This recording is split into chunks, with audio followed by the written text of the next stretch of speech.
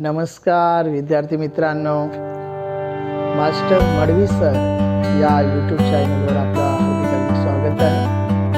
अनेक शैक्षणिक उपक्रम या यूट्यूब चॅनलवरती आपल्याला पाहायला मिळतील आणि ऐकायला सुद्धा मिळतील आणि त्यातून आपल्याला काहीतरी घ्यायला सुद्धा मिळेल। अनेक प्रकारचे उपक्रम आपण राबवणार आहोत आणि इयत्ता 10वी इयत्ता 9वी या शैक्षणिक वर्षातील विद्यार्थी जे आहेत या विद्यार्थ्यांसाठी काहीतरी आपण करूया।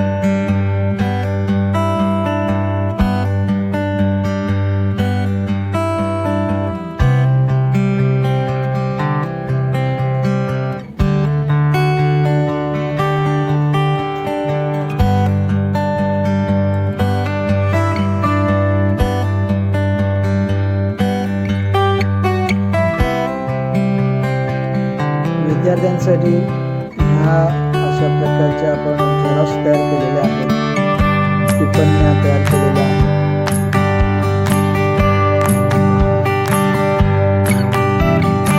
ग्रामर सेक्शनमध्ये गेलात तर वाक्प्रचार आणि त्याचे अर्थ, वाक्यातील उपयोग थोडंसं कठीण विषय आहे, पण त्याला आम्ही एकत्रित करून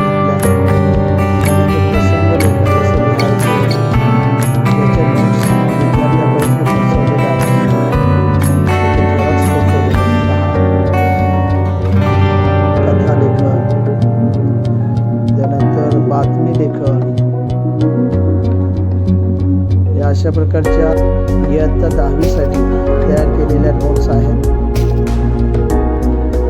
विद्यार्थ्यांना सरावासाठी हे पेपर देण्यात आले आणि आमचा जवळजवळ हा उपक्रम सराव उपक्रम चालू आहे। इयत्ता 10वीचा मराठी विषयाचा पत्रलेखन, त्यानंतर बातमी लेखन कसं लिहायचं ते सुद्धा आम्ही विद्यार्थ्यांना फुलस्केपवर कशा पद्धतीनं त्या लाईनिंग यायला पाहिजेत, जाहिरात लेखन, त्यानंतर कथा लेखन, शीर्षक कसा, शीर्षकानंतर लाईन कशी सोडायची, पॅरेग्राफ किती आले पाहिजे, 3 पॅरेग्राफ तरी यायला पाहिजे। या विद्यार्थ्यांनी 2च पॅरेग्राफ लिहिलेले आहेत।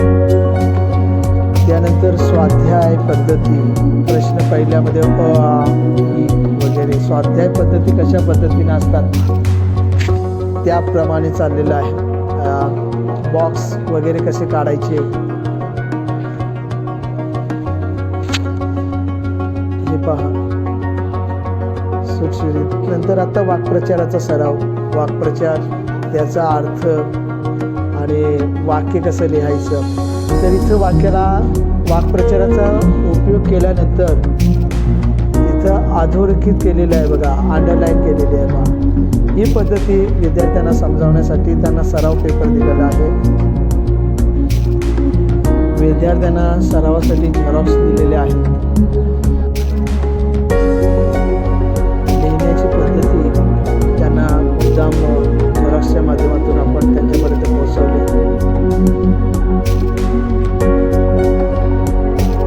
वाक्प्रचार व त्याचा अर्थ आणि त्याचा वाक्यात उपयोग कसं करायचं हे लेखन काम किती सुंदर, शांतपणे लिहितात, पण एक्झाममध्ये थोडासा स्पीड असायला हवा हे लक्षात ठेवणं आहे विद्यार्थ्यांनी।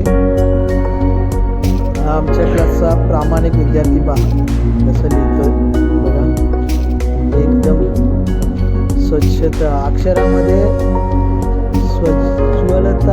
असावी याचं उदाहरण या लेखणीच्या माध्यमातून मिळतं. अगदी हुशार विद्यार्थी, आदर्श विद्यार्थी म्हटलं तरी चालेल. तर दुसरीकडे आपण पाहतोय की लिहिण्याचा प्रयत्न करणाऱ्या विद्यार्थीसुद्धा त्यांचासुद्धा सराव आपल्याला पाहायला मिळतो आहे.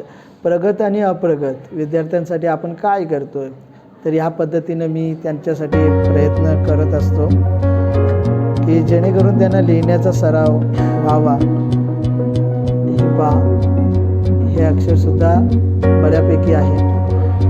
हँडरायटिंग कॉम्पिटिशनमध्ये भाग नको घेऊ, पण अक्षर परीक्षा ज्यावेळी एक्झामिनर असतो त्यांना निदान आपलं अक्षर ओळखावं यासाठी प्रयत्न चालू आहेत. अप्रगत विद्यार्थ्यांसाठी सुद्धा अशा पद्धतीनं मी सराव घेत असतो.